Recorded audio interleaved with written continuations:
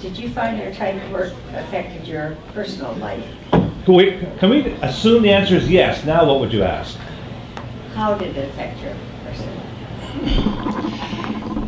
Well, it can help in the type of work that you do.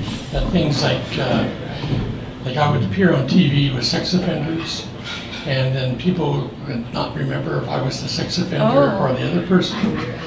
But it made for clearing the aisle at grocery stores. I got to the cashier first. Wow. So that affected me that way. That's why.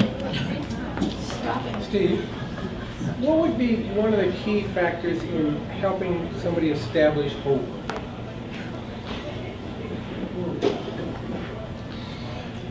Well,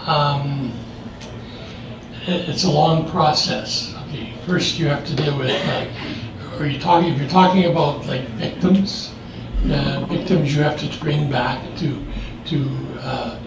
where they were before, and working on the positives that they have, if they have positives.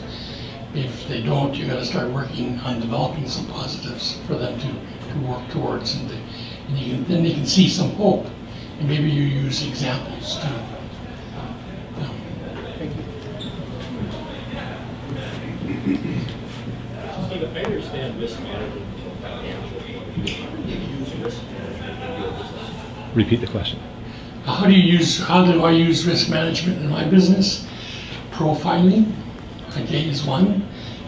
So if you're an organization that has a lot of volunteers, I would assist you in determining what are the risk factors for you, specifically my area of sexual abuse, sex offenders. What are the things that you should be watching out for when you get hire staff, clergy, or when you're getting volunteers to work on the choir, etc. Steve, what are some of the factors that help you get past your own judgments about your clients, perpetrators? I put that beside myself. I mean, when I used to run group therapy for sex offenders, most of them thought I was asexual, which is, to me, to you that may be bad, but to me in my job, that was perfect, because they're not there to hear about me. They're there for me to find out about them and to assist them. So you step back from it and you do a veneer, I guess. Examples of where people have found the courage to change? Largely with victims. And they've taken a terrible situation they've had to deal with. Communities, the same way, sometimes communities are victims. And they've built on what the positives are, and they work towards making those changes. That's very good. Offender-wise, there are sometimes offenders can understand, you can't change them, but they can understand the fact that what they do is wrong.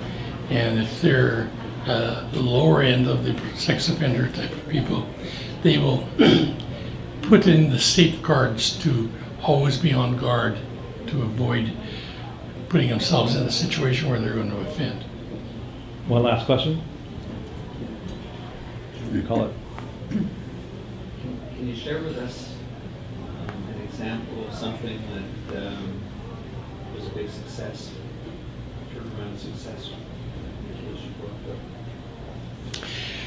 There was an island that had a confined island, like a not Salt Spring, but that type of thing.